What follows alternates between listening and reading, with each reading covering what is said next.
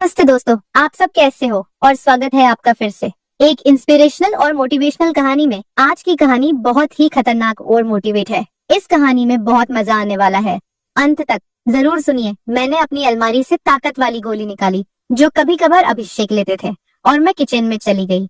मैंने हल्दी बादाम वाला दूध बॉयल किया और उसमें एक गोली डाल दी ताकि अभिषेक को थोड़ी ताकत मिल सके। ऐसा करते करते रात के 10 बज चुके थे। फिर मैंने जल्दी से दूध का गिलास लिया और अभिषेक के कमरे में चली गई। अभिषेक बड़े ध्यान से मेरा इंतजार कर रहे थे। जैसे ही मैं अंदर आई, अभिषेक खड़े हो गए और मुझे देखने लगे। जब वह कुछ नहीं बोला तो मैंने ही पूछ लिया, ऐसे क्या देख रहे हो, बताओ मैं कैसी लग रही हूँ। अभिषेक ने संकोच में कहा, मौसी मन तो ऐसा कर रहा है कि आपको अभी खा जाऊं। मैंने हंसते हुए उसे दूध का गिलास पकड़ा दिया और कहा, मुझे खाने की जरूरत नहीं है, बस तुम इसे पी लो। अभिषेक ने जल्दी से गिलास पकड़ा और एक सांस में दूध पी गया। दूध पीते ही मेरी हाय दोस्तों, तो चलिए आपको जल्दी से शुरू से कहानी सुनाती हूँ। मेरा नाम दीपिका है, मेरी उम्र 28 साल है, लेकिन मेरा दिल हमेशा युवा रहता है और मेरी हाइट लगभग 5 फीट 3 इंच की ऊंचाई के साथ जब मैं साड़ी पहनती हूँ तो जैसे सब कुछ ठहर जाता है। मेरी सुंदर रंगत पर जब सूरज की किरणें पड़ती हैं तो लगता है मानो मैं एक चांदनी रात में घूम रही हूँ। अब बात करते हैं मेरे 21 साल के भतीजे की, जो मेरा हो गया है। उसकी मासूमियत और उत्साह ने मेरे मन में एक हलचल सी मचा दी है। जब वह मेरी तरफ देखता है तो उसकी आंखों में वह खास चमक होती है, जैसे वह किसी खूबसूरत ख्वाब को देख रहा हो। कभी वह मुझसे कहता है, मौसी आज आप सच में बहुत सुंदर लग रही हैं। इसलिए मेरे पति कभी कभी दिन में ही मेरा पूजन कर देते हैं। हम शहर में रहते हैं क्योंकि मेरे पति सरकारी नौकरी करते हैं। मेरी 1 साल की एक बेटी भी है, इसलिए दूध की थैलियां भी बड़ी है। मैं अपने पति का आशीर्वाद समझकर रोज लेती थी। भले ही हमारी शादी को 9 साल हो चुके थे, लेकिन मेरे पति अभी तक मुझे अच्छा प्यार करते थे। वैसे आमतौर पर उसका रंग काला ही होता है, लेकिन मैं बहुत साफ सफाई रखती थी और कभी कभार मेकअप भी कर लिया करती थी। पिछले महीने कुछ ऐसा हुआ जिसका हमें बिल्कुल अंदाजा नहीं था। शाम को मेरे पति साहिल घर आ रहे थे। उनके किसी दोस्त की बर्थडे पार्टी थी, इसीलिए दोस्तों ने उन्हें थोड़ी पिला दी थी और वह बाइक से घर लौट रहे थे। आते वक्त उनका एक्सीडेंट हो गया। इस हादसे में उनके एक पैर में फ्रैक्चर हो गया और डॉक्टर ने कहा कि सही होने में कम से कम 6 से 9 महीने लगेंगे। यह सुनकर मेरा मन टूट गया। साहिल का दर्द भले ही शारीरिक था, लेकिन मेरे मन में एक गहरी चिंता का सागर उमड़ आया। जब मैंने उन्हें अस्पताल में देखा, उनकी आंखों में दर्द का साया था। मैंने तुरंत उनके पास जाकर उनका हाथ थाम लिया। इसी वजह से मेरी दीदी और मेरा भतीजा अभिषेक उन्हें संभालने के लिए आए थे। मेरे जीजा जी और दीदी तो वापस चले गए, लेकिन अभिषेक ने साहिल को यहाँ रुकने के लिए कह दिया क्योंकि वह ठीक से खड़े भी नहीं हो पा रहे थे। मुझे ही बाजार से सामान लाने और बाहर के काम करने पड़ते थे, इसीलिए मैंने अपनी बहन को कहकर अभिषेक को कुछ दिन रुकने के लिए बोल दिया। अभिषेक मान गया और बहुत खुश हो गया। अभिषेक मेरे कान तक ही आता था, शरीर भी ठीक ठाक था और रंग भी सामान्य था। अभिषेक ज्यादा बिगड़े किस्म का लड़का नहीं लग रहा था और मैं भी खुश थी कि कोई तो आया जो मेरी मदद कर सके। आज अभिषेक मुझसे थोड़ा थोड़ा शर्मा रहा था क्योंकि वह शादी के बाद मुझसे पहली बार मिला था। रात को जब मैं साहिल को खाना खिला रही थी, तब अभिषेक भी हमारे पास बैठा था। फिर अभिषेक अपने कमरे में जाकर समय पर सो गया था। साहिल के चेहरे पर थोड़ी राहत थी, लेकिन वह अभी भी दर्द में था। तभी मेरी अंदर की भावनाएं बाहर निकल पड़ी।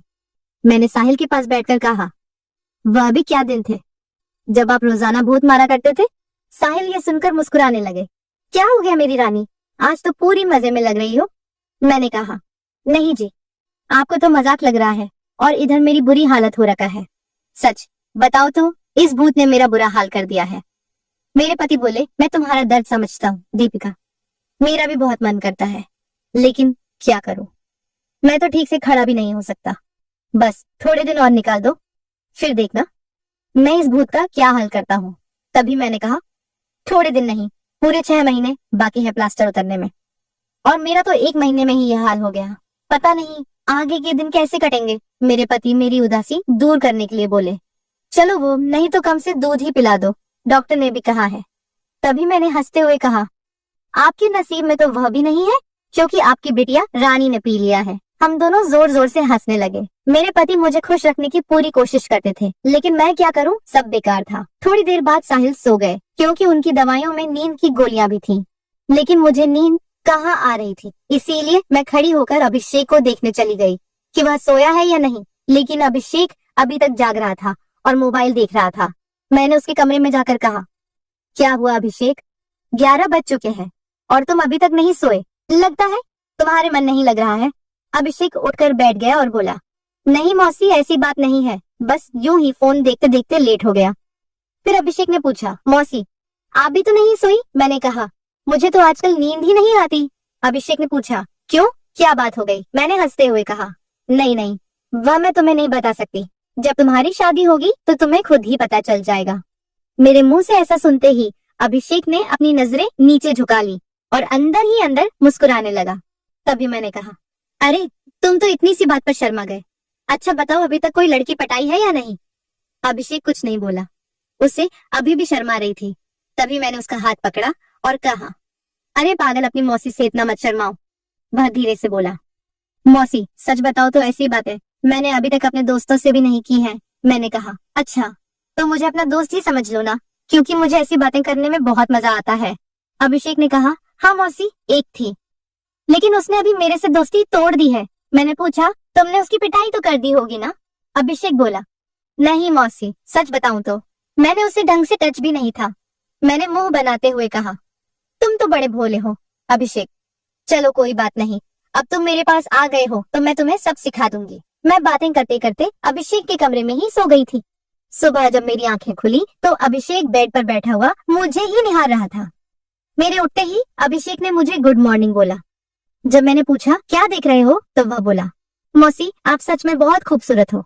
मैंने मुस्कुराते हुए बोली, अच्छा तो अब तुम सुबह सुबह खूबसूरती का नजारा ले रहे हो और रात को तो बड़े शर्मा रहे थे। अभिषेक मुस्कुराकर पूछने लगा, मौसी आप बुरा ना मानो तो एक बात पूछ सकता हूँ? मैंने कहा, अरे पागल, मैं क्यों बुरा मानूंगी, पूछो क्या पूछना है। अभिषेक मुझसे कहने लगा, मौसी सच सच बताना, आप जो 2.5 किलो के वजन अपने पास लिए घूमती हो, आपको भारी नहीं लगता क्या? उसकी यह बात सुनकर मेरी हंसी छूट गई। इसके बाद अभिषेक मुझसे काफी खुल गया था और अब वह मुझसे ज्यादा शर्म नहीं करता था। इससे मैं भी बहुत खुश थी, क्योंकि अब मेरा भी समय अच्छे से कटने लगा था। अभिषेक को आए हुए 11 से 13 दिन बीत चुके थे और वह मुझसे काफी घुल मिल गया था। वह बाहर के सारे काम कर देता, बाजार से सामान ले आता और अपने चाचा को भी घुमा देता। मेरी तो बहुत सेवा करने लगा था। शाम को मेरा सर भी दबा देता और कभी कभी मेरे शरीर को भी आराम देता। लेकिन मेरी फरमाइश दिनों दिन बढ़ रही थी और मेरे पति की हालत अब भी वैसी ही थी। अब सब कुछ मेरी बर्दाश्त के बाहर हो चुका था। मैंने सोचा कि अब तो अभिषेक ही है जो मेरी हेल्प कर सकता है। वैसे मेरे पड़ोस में भी 3 लड़के रहते थे जो स्टडी करते थे। वे भी मुझे देखते थे। जब भी मैं छत पर बाल सुखाने या कपड़े सुखाने जाती तो वे मुझे ही देखते। और पहले तो मैंने सोचा कि उनमें से एक को पकड़ लूं ताकि कुछ समय के लिए काम चल जाए। लेकिन फिर मैंने सोचा कि मैं इस घर की इज्जत हूँ और कल को पता नहीं इनमें से कौन मुझे या मेरे पति को बदनाम कर दे। इसीलिए मैंने उन्हें भाव नहीं दिया। लेकिन अभिषेक तो घर का ही है, इसीलिए मैंने सोच लिया कि वही मेरी हेल्प कर सकता है। आज मैंने पक्का प्लान बना लिया कि आज अभिषेक हेल्प ले ही लूंगी। उसके बाद मैं रसोई में खाना बनाने चली गई। जैसे ही अभिषेक नहाकर फ्रेश होने के बाद रसोई में आया, मैंने दूध निकालने का बहाना बना दिया। मैं रसोई घर में ही लोटे से दूध निकाल रही थी। मेरी बेटी अभी नानी के घर गई हुई थी, क्योंकि घर में उसे संभालने वाला कोई नहीं था। इसलिए अब बाकी का दूध निकालना पड़ता था और घर में मेरे पति और अभिषेक के अलावा कोई नहीं था, तो मुझे डर भी नहीं था। जैसे ही अभिषेक अंदर आया, वह मुझे देखकर एकदम घबरा गया और कहने लगा, सॉरी मौसी, मुझे माफ कर दो। मैंने देखा नहीं और बाहर जाने लगा। तभी मैंने उसे रोक लिया। अरे अभिषेक, क्या हुआ? कोई बात नहीं, अंदर आ जाओ, अभिषेक बोला। अरे मौसी, ऐसे में अंदर कैसे आऊं? मैंने कहा, ऐसे वैसे मत करो और जल्दी से आकर मेरी मदद करो। अभिषेक का मन भी कर रहा था, लेकिन मैं उसकी मौसी थी, इसीलिए वह थोड़ा अनकंफर्ट फील कर रहा था। फिर मैंने उससे कहा, अरे इतना क्या शर्मा रहे हो, अब जल्दी से आओ और मेरी मदद करो। धीरे धीरे अभिषेक रसोई में आ गया और पास आकर खड़ा हो गया। वह मुझे देखता ही रह गया। तभी मैंने कहा, ऐसे क्या घूर रहे हो, क्या तुमने आज तक नहीं देखा? अभिषेक बोला, माँ कसम मौसी, मैं आपको बता नहीं सकता कि मुझे कैसा लग रहा है। बहुत ही अच्छा है मौसी। मैंने कहा, तारीफें करना छोड़ो और यहाँ मेरी मदद करो। तभी अभिषेक बोला, मौसी मुझे नहीं आता, कैसे करना है? तो मैंने कहा, अरे बुद्धू, इसमें कुछ नहीं करना, ये लो पकड़ो और बस धीरे धीरे निकलो। थोड़ी देर बाद जब अभिषेक के हेल्प में हाथ तेज होने लगे तो मैंने सोचा कि अब मेरा आगे झुककर सही से काम करने का समय है। मगर जैसे ही मैं झुकने लगी तो देखा कि अभिषेक का काम तो पहले ही खत्म चुका है। उसे देखकर मेरा मन बहुत उदास हुआ, लेकिन फिर भी मेरी हंसी निकल ही पड़ी। मैंने नाराजगी से अभिषेक को मारते हुए कहा, यह क्या किया पागल, तुमने तो शुरू होने से पहले ही खत्म कर दिया। इसके बाद जैसे ही अभिषेक का नशा उतरा, उसने हड़बड़ा हुए कहा, सॉरी मौसी, सॉरी, वो मैंने ऐसा काम पहले कभी नहीं किया, इसलिए मुझसे ऐसा हो गया। मैं अभी जाकर साफ करके आता हूँ। और उसने मेरी एक भी बात नहीं सुनी और तुरंत रसोई में से चला गया। मैंने भी उसे ज्यादा रोकने की कोशिश नहीं की, क्योंकि मैं समझ चुकी थी कि यह उसके लिए इतना आसान नहीं होगा। इस चक्कर में आज खाना भी लेट हो गया था, इसलिए मैंने जल्दी से खाना तैयार किया और साहिल को कमरे में देने के लिए चली गई। साहिल भी बैठे बैठे खाने का इंतजार कर रहे थे। साहिल बिल्कुल सीधे साधे और सरल स्वभाव वाले आदमी है। वह मेरी बहुत चिंता करते हैं। जब मैं उनके लिए खाना लेकर गई तो पूरा पसीने से भीगी हुई थी। मुझे देखकर वह बोले, इतनी जल्दबाजी क्यों करती हो दीपिका, धीरे धीरे काम कर लिया करो ना। देखो तुमने अपना क्या हाल बना लिया है। तब मैंने उन्हें छेड़ते हुए कहा, यह तो कुछ भी नहीं है, जब तुम काम करते हो तो मेरा इससे भी बुरा हाल हो जाता है, और तब तो मैं तुम्हें रुकने के लिए भी कहती हूँ, लेकिन तुम तो नो कहकर काम की स्पीडी को दुगना कर देते हो। मेरे मुंह से ऐसा सुनकर मेरे पति मुस्कुराने लगे। तुम भी ना दीपिका, कहाँ की बात कहाँ ले जाती हो। इसके बाद साहिल ने खाना खा लिया और मैंने उन्हें दवाई भी दे दी। दवाई लेने के बाद उन्हें नींद आ गई और वह आराम करने लगे। मैं भी काफी थक चुकी थी, इसलिए मैं नहा धोकर फ्रेश हो गई। इसके बाद मैं अभिषेक के कमरे में उसे देखने के लिए तो वह भी सो चुका था। फिर मैं भी आकर आराम करने लगी। शाम को जब मैं अभिषेक को चाय देने गई तो वह बैठा फोन चला रहा था। मुझे देखकर उसके चेहरे पर मुस्कान आ गई। मैं भी उसे देखकर हंसने लगी और मैंने उससे पूछ लिया, क्या बात है। अभिषेक, आज तो तुम काफी ढीले ढाले से लग रहे हो। अभिषेक बोला, मौसी, वह मैंने पहली बार काम ऐसा अनुभव लिया था। प्लीज आप बुरा मत मानना, मैं सच बता रहा हूँ, बिल्कुल मेरे से काम नहीं कर पाया। तभी मैंने उससे रोकते हुए कहा, अरे बेवकूफ, मैं कब बुरा मानने लगी, वैसे सच बताऊं तो मुझे भी अच्छा लग रहा था। इसके बाद मैंने अभिषेक को चाय पकड़ा दी और उसके साथ बैठकर पीने लगी। हम दोनों बातें करने लगे। आज अभिषेक के मुंह से मेरे लिए तो फूल ही झड़ रहे थे। वह बस मेरी तारीफें ही करता जा रहा था। मौसी, आप बहुत अच्छी हो। मैं तो सोच रही हूँ कि सारी उम्र आपके ही घर रहूं।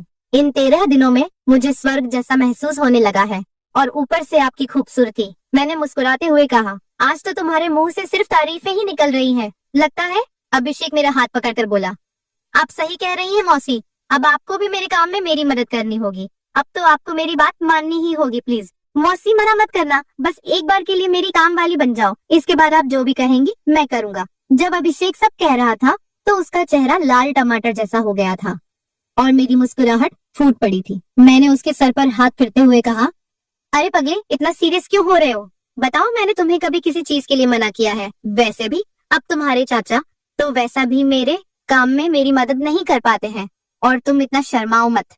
अगर इतना शर्माओगे तो कैसे चलेगा? अब से तुम मुझे अपनी मौसी नहीं बल्कि काम वाली ही समझना।